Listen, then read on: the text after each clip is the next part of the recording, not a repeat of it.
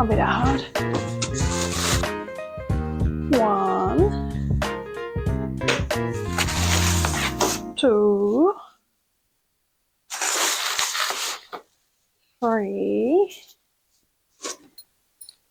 Good to start on the front page, you know. Blah, blah, blah, blah, blah, blah, blah, blah, blah. Insert a pole with tapered end of the tree bottom into the tree stand and tighten the 3 screws on the stand. Tapered bottom. I don't know which one you mean. This one? Doesn't even fit inside. Do I need to oh.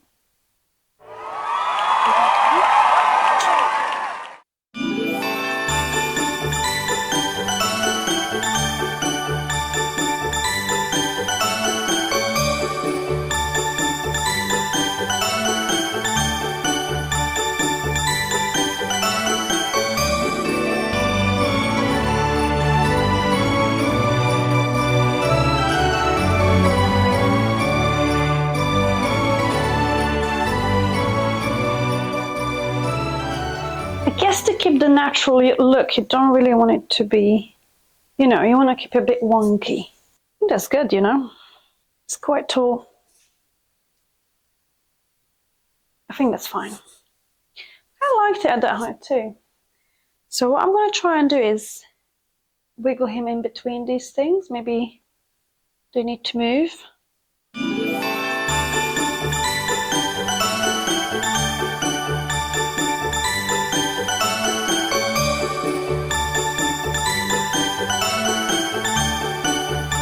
Added this thing. Now I'm gonna try do a bit of layering. Oh, I think that works. Oh, that's really cute. Look at that. That is so cute.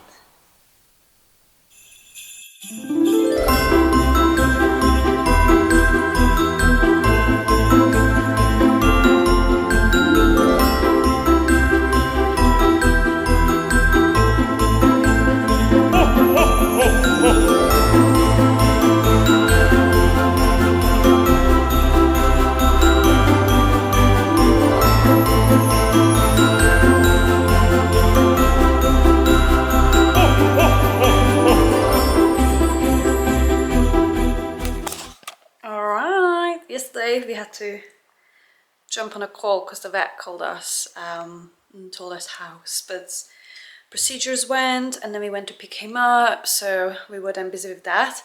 And then we came home, I quickly finished the tree, and then I had to go and teach one single evening class, so there wasn't really a time to film, and we were pretty exhausted from obviously emotions and just a long day with the vet. I present you the Christmas tree of 2024. Look at this slim boy. The star keeps on being naughty and keeps on tipping. This is, I think, the 4th time I'm adjusting it.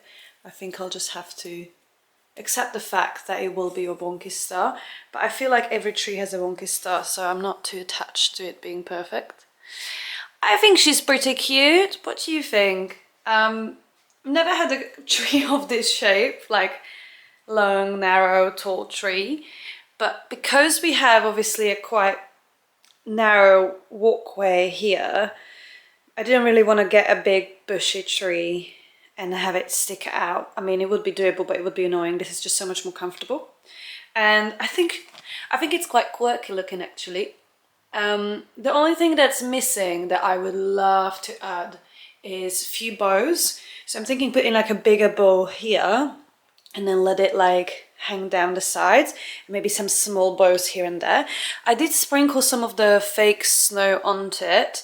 I might add a bit more because it's actually not that much. I didn't quite have enough time to fake snow it, and I don't know, you know, I was like, I'd rather do it in small bits than do too much, because to get it off I would have to show her the tree, and there's no way I'm dismantling it and redoing it. So I might add some more fake snow. And this guy, I think this guy looks wonderful. like nicely fills out the space. So that's a Christmassy corner of the house. Literally the only decorations so far on, apart from this thing that my mom sent us. But she has gotten me other table covers before, so maybe we'll just look around those. But for now it's out, but I think I will take them away. And then if you are Eastern European, then you will know these, but if you're not Eastern European, you might not know these. Stefan, I didn't know what they were. Salonki. Not the Freddos are British. But these ones travelled all the way from Slovakia. There's all sorts. We've already eaten our favorites, so now it's like cherry picking the ones that, yeah. And Puppy is doing well. This is just my new mug. My sister got me a new mug, a couple new mugs, and I just keep on refilling the milk until it's done. Puppy is doing well. He's had 5 teeth removed. Right. Our fault, really. Well, they did say that because of his breed, it's quite common because their teeth are quite squished together. So even if you're toothbrushing, you can't properly access all of his teeth. All fine. Then they had a look at his knees and hips, and we think the discovery is that the issue is with the knees, with his patellas having a bit of movement. It's not terrible actually, it's only 2nd degree they think, but they said that we need to look at not just like the findings from the procedure, but like also like clinical signs, like how is he behaving. So he's gonna be on like observation. We're gonna be writing some notes about which leg is the one that he lifts more. We think it's more the left, although both have the same degree. Seems like the left is a little bit practically, like in real life, more showing up.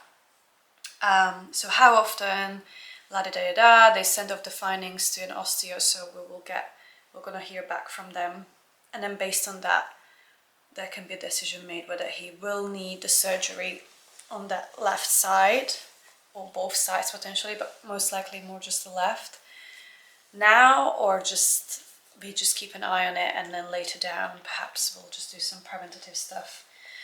So we're thinking to look for ways to like do some physio exercises with him ourselves. With that, I really want to sort out this pot. This is a pot that we found this plant. Someone chucked it outside and put paper on it, take it. I was like, yeah, well. So someone from one of these blocks was moving out and just couldn't take it. So I want to scratch this off, scrape it off. And then I do have a spray paint, so I might try and spray paint it. Right, so it is about 2 weeks later. Another shot with the Christmas tree in a different stripy t-shirt. I feel like I'm having a bit of flashbacks, so are you? And my laptop is a little bit loud. I was just editing essentially all that you've seen up until now, and I realized there's no really continuation to this video, because what happened was my ball of anxiety, stress was just kept on rolling essentially. I've mentioned at the start of the video that I had a bit of stressful time in the prior month or so, and then that sort of proved to be the case for December. A lot of up and downs, and the lows were really low, but I've managed through. Essentially Spud, after we thought, oh, he's improving, he's doing well post-recovery from the anesthesia, turned out not to be the case. He was really unwell. He had diarrhea, he was vomiting, and it took us more than a week and a half to recover him. So we were in and out of the vets quite a few times, which is quite stressful with a dog that's reactive and scared of the vets. So, you know, it's like emotionally exhausting for him, it's emotionally exhausting for us. Not to mention it's expensive, it's time consuming. I had to cancel a lot of work. Obviously his health is my priority, so like I was prioritizing him and just cancelling everything, but it was just a lot of stress. And on top of that, something else was happening that I can't like say exactly, like go into too much detail, but it was regarding to like a company not sending me my pay, like my full pay for the whole month. And it was a lot of classes and it was a lot of money. So I had to deal with that at the same time as dealing with this. And a similar problem occurred the month before. So I was like extremely stressed about it. So yeah, I was like essentially 2 breaths away from a mental breakdown, which felt like, basically just felt like I was in survival mode for the whole remaining time. So this is literally, I think 2 weeks since the last shot, because we took that video, I took that video on the, whenever he had his appointment on the 11th, right? And today is the 24th of December. I haven't done any Christmas baking, which is quite unlike me. I love baking Christmas cookies. I'm not a huge baker, but I love the Christmas stuff. So today I'm gonna run to the shop, do some baking. I'll show you the baking. We do a house tidy. I really need to mop. My friend's dog is staying with us, so the floor is extra yucky from the dogs, just dripping water everywhere and stuff. So tidy, do some baking, and then wrap up this video. And the next video you're gonna watch is gonna be my 8-week running journey, the first 2 weeks of it. So you're gonna do in fragments. You're gonna do full videos of the 8-week sort of running challenge I put myself on, and hopefully finishing with a 5K race. But yeah, more about that a bit later. So as you can tell, I'm in a much higher spirits now, but let me tell you, it was rough. It was rough. And I also had some migraines in between. It was intense. But yeah, let's move on. I'm back from the shop. I am literally sweating. I've got sweat marks everywhere. Went to my local shop, and I know also as I was starting the shopping, I was like, I'm not gonna get too many things. But like, you're like, Christmas Eve dinner, Christmas lunch, tea, next day, 25th. Cookies, some snacks, because you kind of want to cook, you don't want to cook too much, you don't want to have food waste, so you want to have enough, so on the 26th you're still just stuffing yourself from leftovers, so up until next Christmas you don't ever want to think about Christmas food, you know, for the next 365 days. So I think I just did that. There's one big bag here, was on my back, crisscross. I was walking like this from the shop. So, we need this. I did get changed really quickly. I was contemplating a shower because I'm feeling really sweaty and hot, but I decided against it because I still will need to hoover and mop. And Spud has a checkup with the vet regarding his eye. Not really worth taking a shower before all of this. Now, let's get into the ingredients. That's what we've got. We're going really lazy. Normally we have like, I think it's cod in English. I'm really bad with like the different fishes, but we like slice it into like what's it called? A horseshoe. So you slice them in a horseshoe and then you batter them, and then you fry them on a pan. And usually we eat this with mashed potatoes, and before it we have a lentil soup. Now I've got absolutely no time or will any desire to do that fish that way, because traditionally we buy a live fish and then you need to chop it. I'm not doing that. Also, I don't think there's any live fish around. I could go to a fishmonger, but like I ain't got no time or desire, like I said. So got some pre-buttered cod fillets, and that will do. It's pretty much ready. I'm just gonna shove it in the oven, and I'm gonna do the lentil soup, but I decided I wanted to add some mushrooms. So normally we don't have it. It's like white lentil soup, so you add some milk. It's not creamy, but it's white. I'm gonna add mushrooms as well, just because I fancy them. So I got some mushies somewhere. There, the mushrooms. And then tomorrow for Christmas lunch we're gonna have lamb. So for baking, icing sugar. And look at at this, have fun. I found non-alcoholic wine so I can make non-alcoholic mulled wine, which I'm really excited about. This actually, it's not gonna be a mulled wine, it's gonna be a punch, sorry. So all you do is you just add a bit of juice. So that is my ingredients. What I'm gonna do is I'm gonna start cooking the soup, so that's brewing away, then make the dough. That goes for his appointment at 6:30, and after that Stefan is gonna come home and I can just chuck the fish in the oven. We're gonna have Christmas Eve dinner, some of our cookies, maybe finish some more baking because probably I'm not gonna get everything done in time. The step before the step one is to make space to cook.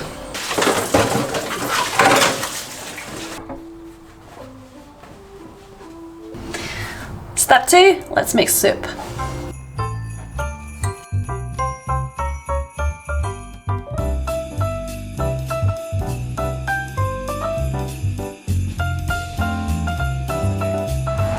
Okay, so while the soup is souping, I'm gonna make now the doughs. Okay, so we need walnuts. I'm gonna have to grind these down. Let's attempt to grind these up. Just going rogue on the recipe now.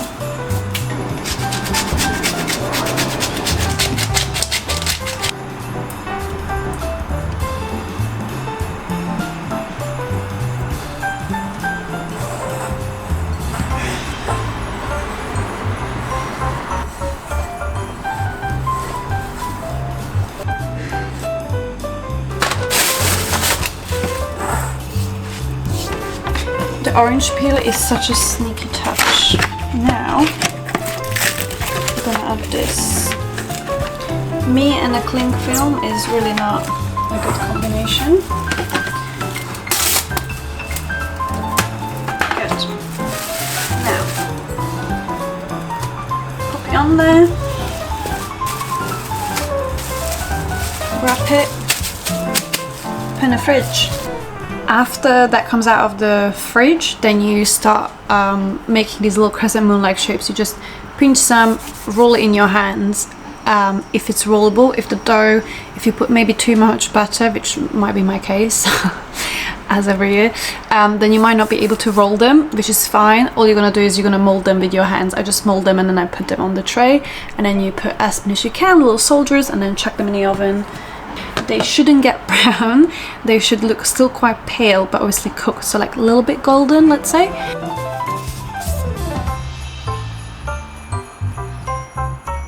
Cross our fingers.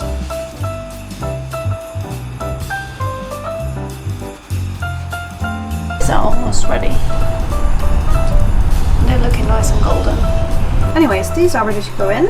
It looks like he's got a penis, so I'm not too sure about that.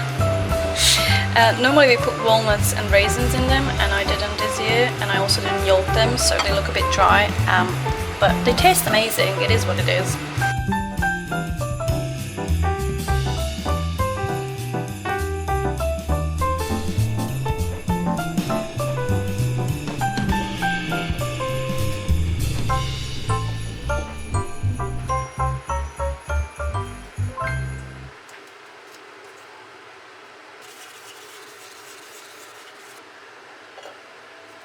Go on, squeeze in. I mean, they are quite cute.